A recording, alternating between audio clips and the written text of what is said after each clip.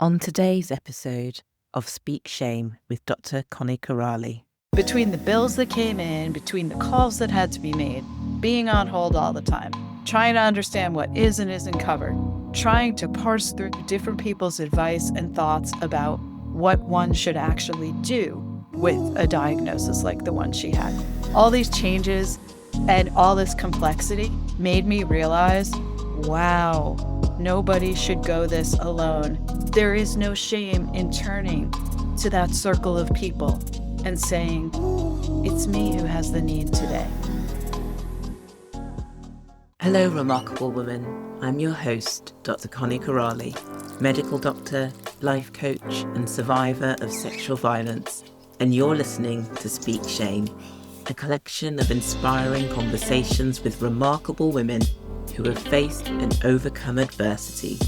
By sharing their stories, my hope is that you may find strength, connection, and hope in your own journey, and that shame itself loses its power. So sit back, relax, and don't forget to follow the show.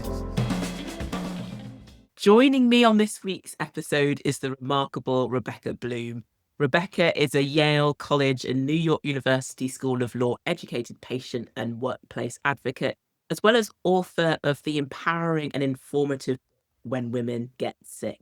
A former workplace and benefits attorney, Rebecca's longest and proudest affiliation is with Bay Area Cancer Connections, where she served as a patient advocate and healthcare, insurance and workplace advisor for women fighting breast cancer and ovarian cancer for over 26 years.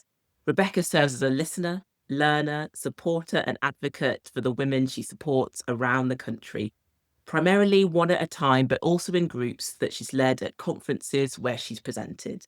Her knowledge of the complex rules that employers, insurers, and medical providers follow, as well as the dynamics and incentives that exist between stakeholders, helps her give the women she supports a constructive and comprehensive foundation so they can integrate all available information with confidence, comfort, and focus on recovery and wellness. Rebecca is also a professional storytelling coach, helping her clients get their stories told and shared. She integrates mindful self-expression techniques into advocacy. Rebecca's mother and sister are breast cancer survivors, and she's experienced the complexity of a high-risk health journey firsthand. So thank you so much, Rebecca, for joining me today. Thank you so much for having me. I'm really looking forward to this conversation. I've been so excited about this because I've read the book. It's a wonderful book. Please, people, I can see it just behind you there. If you've not had the chance to read When Women Get Sick, please do it. It's very informative, very empowering, as I said. But we're going to kick this off really just learning a bit about you, Rebecca. And I like to ask all my guests, if their life story was turned into a book, describe for me what would happen in chapter 1.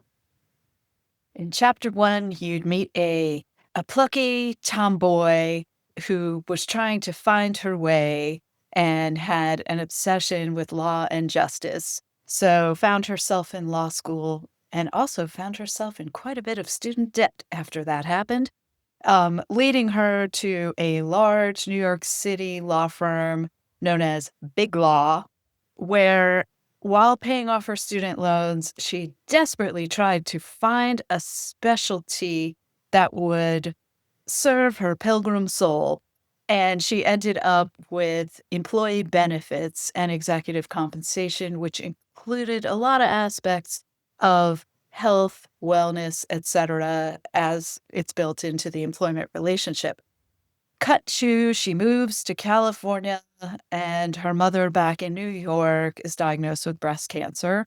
She goes home to help care for her with her young child and realizes that she's been gifted an incredible array of very useful skills from an advocacy standpoint and a ton of access to hard to understand and parse through information that can be helpful in her mother's health journey.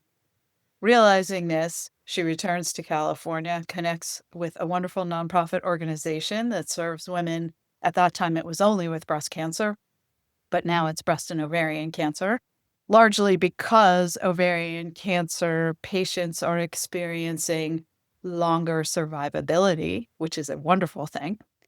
And she simultaneously is a writing and storytelling and book coach. So, upon realizing we're at a flexion point in women's rights and wellness in the world, not just in America, she puts it all together and writes a book. What an amazing summary. That really puts it all in a nutshell. And we're going to dive deeper into that story of yours, that wonderful story and the amazing work that you're doing now. And I wonder what your experience has been doing the work that you're doing now that led you to writing this book. What was the catalyst, do you think? Or if there were many, then please also divulge. Yeah, there was definitely more than one, but it's absolutely starting with my mom's journey because my mom had it all on paper. My dad is a lawyer. He had a stable job. He had really good health insurance. And we lived in a place that was the opposite of a medical desert. If anything, it was teeming with great doctors and great choices for my mom to get her care. So even then, the complexity was incredible. It was nearly labyrinthian between the bills that came in, between the calls that had to be made, being on hold all the time, trying to understand what is and isn't covered, trying to parse through different people's advice and thoughts about what one should actually do with a diagnosis like the one she had. All of these things, the choices, the twists and the turns of it all, the going into the doctor thinking they're going to do one thing and then they say, oh, you know what? We looked at this and we think we're going to do something else. All these changes and all this complexity made me realize, wow, nobody should go this alone. Everybody should have a team of people that they can turn to get the help that they need. Because it's really scary and stress inducing, even when you feel like you have an okay prognosis. It's still really scary and stress inducing, and it's confusing. Yeah, and I think it really highlights the important role of advocates because trying to navigate that complex system when you have a health condition as well, I imagine it is extremely difficult. And over the years that you've worked in this role, what are some of the stories that stand out for you? You write about a few of those in the book, and I think it really goes to highlight some of the different areas that are impacted. But what would you say stands out for you? Well, there are so many stories, and thank you so much, by the way, for reading the book and honoring all of these women who've gone through these journeys. I think one of the hardest stories for me, and you may remember this, it was towards the end of the book, was this woman named Karen, who was this most wonderfully capable, talented, thoughtful, artistic, cultured woman who found herself with a relapse just when she had gone from one plan onto the Medicare eligibility when you're 65 in the US. And the place that had treated her previously didn't take her carrier and didn't take that plan.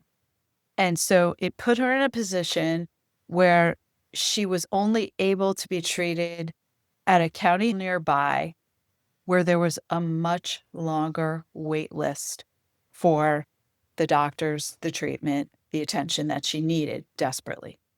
So this is where there's so many wrinkles in a system, right? You know, there's this idea of continuity of care. Sometimes you can get a system to continue to care for somebody because they already have, even if the coverage situation has changed or the contracts have changed. But because this was a relapse, they were treating it like it was a new care situation. So Karen and I got together, and I kid you not, we rolled up our sleeves, we put on our reading glasses, we stuck pencils in our ears. You know, we just sat there together and really worked it out. We wrote, we called, we advocated. We got the doctor who had previously treated her at the university hospital where she'd be able to get seen quicker to get with us on discussing it with the carriers and get her in the door so that she could get the care she needed better and faster. And that's just one story. But almost every story has that potential for the better. And the reason I love that story is, first of all, I love Karen. We worked together in such a lovely, lovely way. And it was so empowering for both of us. She was just so awesome, you know? But the story serves for me also as an inspiration and a template. You can't just accept the first answer you're given. If you can imagine better, you can actually line things up and make better happen. It's such a beautiful story. I mean, there's so many stories in there that are inspiring. And I was saying actually before we started recording, everybody needs a Rebecca. Everyone needs an advocate, not only because it's a complex system, but also in times of need, maybe you're not thinking about what you need to ask the doctor or remembering how to pay a bill or anything like that. And there was something that you wrote in the book that I found really interesting about how women tend not to ask for help. And so I imagine that there may be several women out there who may be listening who are going through things alone. And I wonder if you could explain why you believe that advocacy is the way forward. Absolutely. First of all, since I know you're an expert in the topic, let's talk about shame for a minute. And please jump in if I say anything that isn't to your liking on the subject. But I think there's a lot of shame baked in for a woman, first of all, when she gets sick. And secondly, around the idea that she might need to ask for help as opposed to providing help to others, which I think is kind of stasis for most women. So that's a big hurdle. But I really encourage people to think about it. Think about it in even a mercantile way if you need to. When it comes to your benefits, for example, whatever country you live in, you have certain aspects of the society that are like a safety net, right? Well, those are not charity.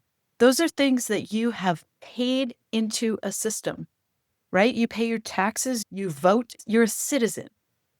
So no shame in availing yourself of anything that is available to you there. Okay, then on the higher level, let's think about social capital. We spend our whole lives paying into the social system as well, right? We show up as friends, as neighbors, as mothers, as sisters, as daughters, however we show up. We do it day in, day out, day in, day out. There is no shame in turning to that circle of people and saying, it's me who has the need today. We share the risk of being alive all together, right? Sometimes you're the one who needs. And I know it's a hard hurdle to get there, but once you do get there, I think what you find is there's a generosity in asking others to do for you the way you have done for them. Absolutely. I'm so happy that you said that because even from personal experience, I have struggled to ask for help. And I know that many women will really relate to what Oh, you yeah. said. So thank you so much I for have saying that. too. I have Yeah. struggled horribly. Yeah. I'm invested in my own competence above all things. So it's really hard for me to say to someone, I need you. And there's something specific that I know that you could do for me that would really help me right now. Those are hard words to say. Yeah, absolutely. And I think when we go back to the earlier story that you just shared and how working together, two minds are greater than one, but also a problem shared is a problem halved. It's that weight that's lifted off you, not just logistically, but mentally, I imagine, as well. Absolutely. And, I'm so glad you went back to that story again because I really love that story so much. In the midst of what was a tragic health situation, Karen and I found incredible joy in collaborating. and in thinking about what skills we had that were complementary and how we could combine those skills to really move the needle. It was wonderful. Yeah. No, Notwithstanding the horror, it was still wonderful. yeah. And you talked about your work as well as a coach and mindfulness as well as part of that. And one of the things you write in the book about making sure that women take care of their mental health. And I wonder if you could Yeah, speak a bit more to that, because often people will be thinking, well, I need to manage this physical condition and maybe neglect that side of things. sure. Well, and that's also one of the reasons why I believe in advocacy, because it takes that mental load and shifts it away from just the patient being alone with it. It says, here's a team who can carry this and carry that, because these are all stress makers, right? So the idea is you build that team so that you can create space for your own mindful journey, because it is most definitely part of your healing. So, what does that look like? Well, I have a few things to say about that aren't always super popular amongst the good vibes crowd. And that's because I feel like the whole idea of mindfulness has been reduced and monetized, and social media and kind of clickbaity things don't really serve women when they're sick. If you're not sick and you see a meme or somebody's post about how, you can attract what you want in your life, that feels great. But if you have already found yourself on the wrong side of a statistic, it's hard to hear that, because then you start walking around going, "Oh, so did I attract this illness then? Is that what I did? Was my negative thinking involved here? Did I bring this upon myself?" I mean, those are things that can be really tough and frankly dangerous to a woman's mental health right at the moment when she really needs to keep her mental health in a good place. So when I talk about this stuff, I say, be mindful about mindfulness. Don't just try these one size fits all things, and don't read these one to many communications that may not pertain to your specific situation, because they can make you feel really vulnerable or isolated. Seek out mindful opportunities at disease specific organizations, or community centers that understand the complexity of what you might be going through. Find the right places to get on that journey, and then pick the practices that really work for you. For some people, guided imagery really works. For others, they sit there and they go, I can't see it. I don't feel it. I don't know it's not happening for me. That's okay. You don't have to judge yourself for failing at mindfulness. Not right now. Do what works. For me, journaling is the best. And I find taking a pen, and it's got to be a pen, not typing. I take a pen, I go to a notebook, I write how I'm feeling, I reflect upon what I've written, I go a little bit deeper inside my heart and my soul. I move forward. I feel better. It works for me. Does that mean it works for everybody? No, but studies show it works for a lot of people.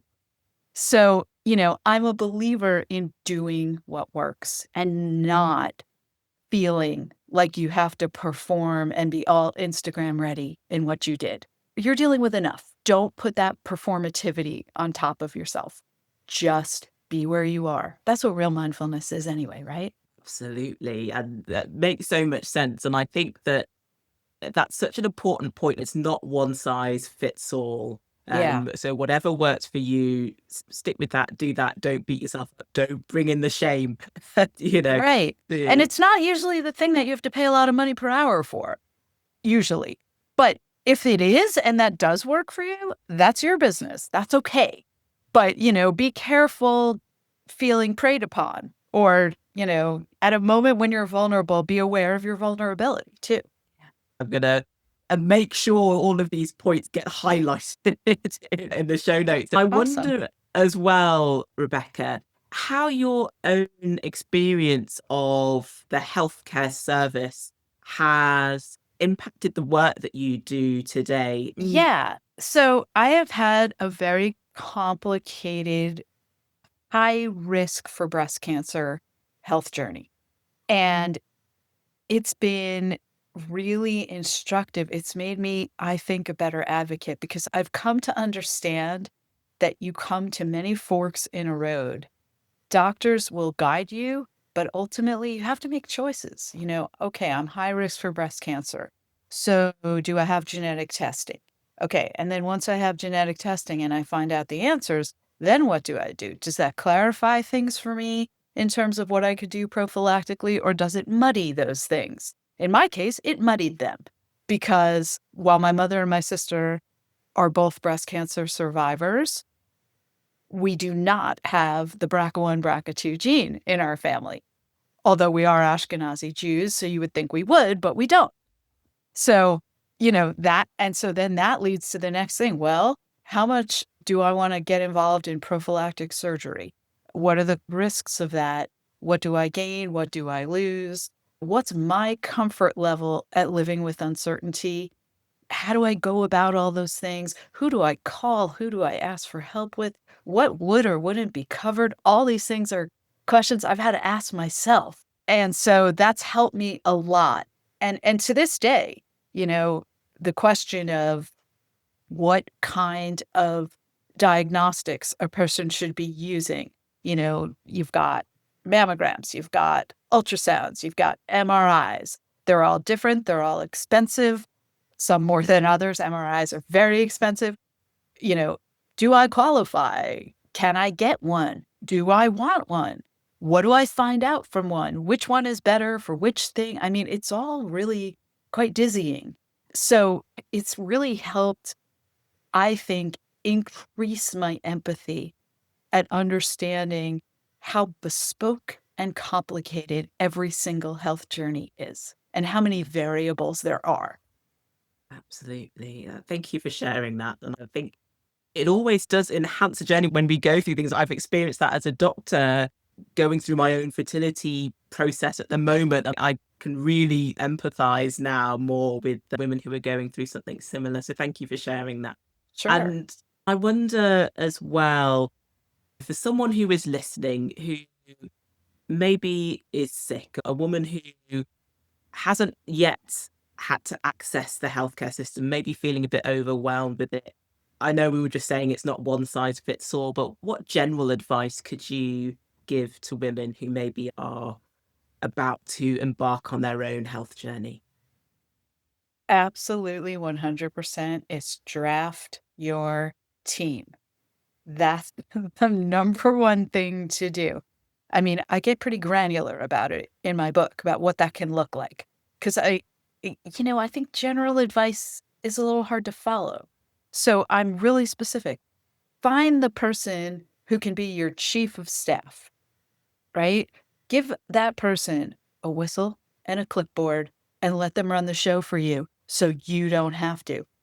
Let's make a list of who are the people in your life. Who's great at cooking? Who is the person who's the obvious driver of carpools or picker-upper of prescriptions for you? Who's the person who keeps great spreadsheets and knows how to keep a notebook really well organized with all the bills that come in and all the things that you have to deal with and all those communications that make you a little sick to read? Okay, there's a great job for somebody. And then who's the person who helps you get access to the care, get the bills paid, appeal things when they're denied? A lawyer like me, an ex-lawyer like me is usually a good person for that job, for example. Because for me, writing an advocate letter is what I've done my whole life. So it might take somebody else 3 hours and it would take me about 10 minutes. Right? So I'm the right person for that job. Pick me. So if you are just able to think about it like that, when people work in business, they have no trouble saying, let's have an org chart and say who does what job and how do we set this up? And this is how we decide to make it work. And project managers sit and they go, this is the project, this is the goal, this is where we want to get to, this is how we're going to get there. Why can't we do this on our health journeys? We have those skills. We have that vocabulary. Why not use it? It really makes a difference. Yeah. When you say you've written that out in detail in the book, you're not lying. It is step by step by step. So if you're a woman who lives in America, really do think about getting this book. And actually, I know I just talked about an example of someone who may be about to embark on their healthcare journey, but actually also for women who haven't experienced any health issues. You talk about finding out about insurance and what you're entitled to. I wonder if you could speak about the planning even before any illness Absolutely. occurs. It might seem a little counterintuitive to say be proactive when you don't even know that you've got an illness that you're facing. How are you supposed to be proactive, right? That sounds almost like a strange thing to say, but it isn't, because all of us can try to look around and think about how we're situated. What does our personal safety net look like? What are our benefits? What is our home healthcare facility where we would go? You don't have to know which surgeon you'd choose for a condition that you don't know you have yet. That's too much proactivity. But you can know, who are the team of doctors that I would like to be part of? Where are the women's health facilities in my area that I might want to be interfacing with if I need to? In the US, yeah, I want you to look at your actual health insurance plan and understand it, understand what would and wouldn't be covered, just the basics of what are my deductibles? What are my co-payments?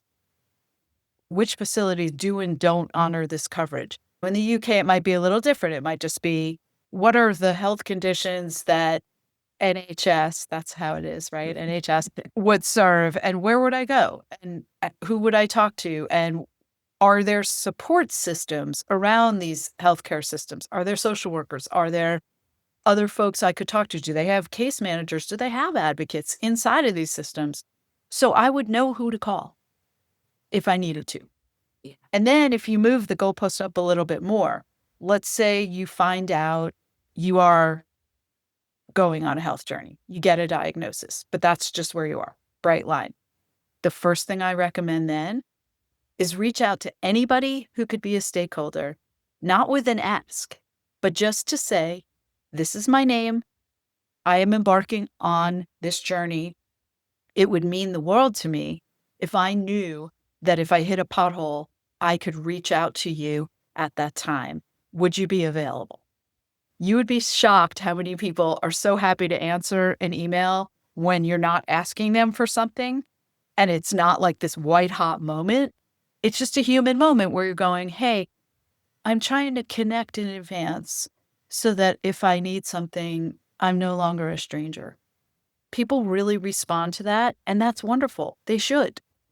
That's so lovely. And I think so important. And often we get caught up in the busyness of life and we don't necessarily think that anything's going to go wrong. And hopefully it doesn't go Right. wrong. But it doesn't hurt to plan in advance. And you're absolutely right that the UK and America have very different healthcare systems, but there are still things that you can do in both countries to make Right. sure that you're prepared. Yeah, Yeah. And I mean, we talked about this a little bit before, but a lot of the challenges that women face are the same, regardless of the system. Women are under researched. Women's pain has been dismissed. Women have been treated as hysterical. It takes, on average, I think 2 something years more for women to get diagnoses. And that's worldwide, not just in the US. So, we're dealing with a lot of commonality here. absolutely. And I think this is why these conversations are so important, why your book is so important. It really highlighted things to me as well that I wasn't aware of. And I think this is why it's so important for men and women to read this book, just to be aware of what's going on so that we can make changes. And one of the things that I was thinking as I was reading this book is sometimes you can think to yourself, oh, it's all so complex and there's so much going on. It can be easy almost to lose hope. And what would your response to that be? How would you encourage people to be engaged, to not give up, to not lose hope? So that's actually the hardest question and the easiest question. And here's why. Because it is true that none of these systems, US or UK, were really built for women. That's the truth. However, because of who we are, how we're wired, how we've always moved about the societies in which we live, we have everything we need to make these journeys better. The systems are made up of individual actors like you and me who want to do right almost all the time. Most people do. So that's one reason for hope. We really have what we need to make these things better. So that's a big thing. The other thing is, if you look at it, you can see amazing progress being made despite all the challenges. You could see the Gates Foundation giving money to women's health. You could see, Melinda gave some money recently to women's health as well. There's investment in women's health. Take a look at the menopause movement.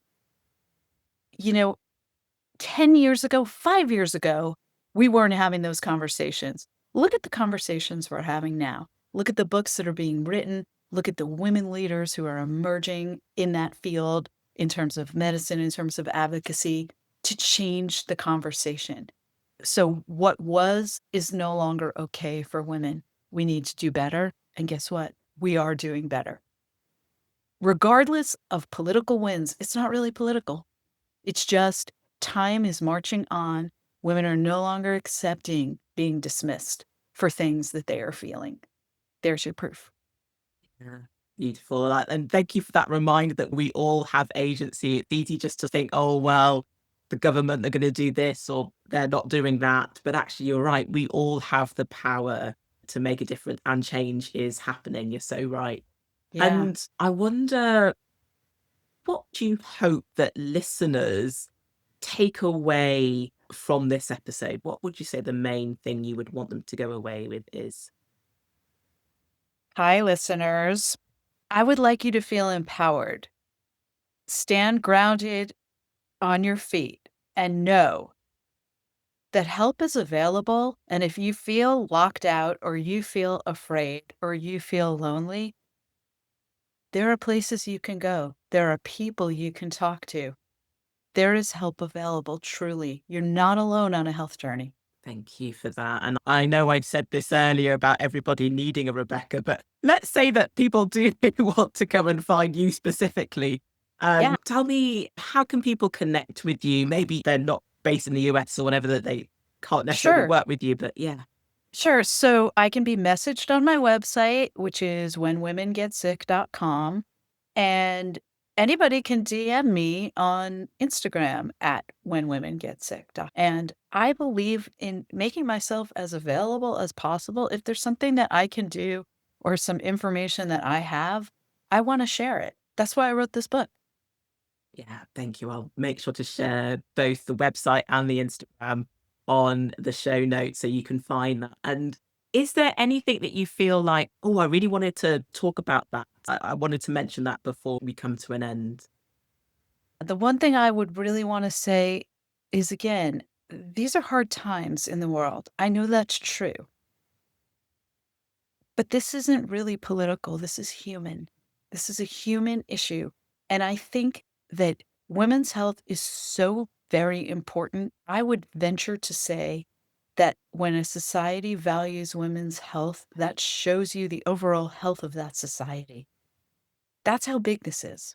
Honestly, I completely agree. And Rebecca, you are a remarkable woman. And I always like to end the episode by finding out who the remarkable women are in your life that have inspired you. So if you could think of just one remarkable woman who's inspired you, who would it be and why?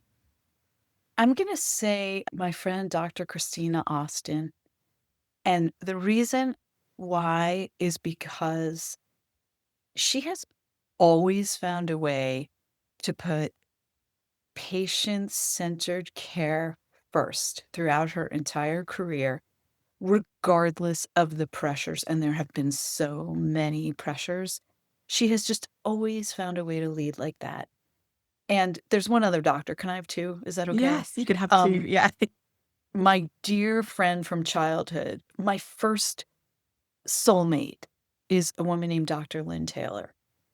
And Dr. Lynn Taylor has always taken on the patients that other people won't take on and has always she does internal medicine and infectious diseases, and she was on the forefront during the AIDS crisis.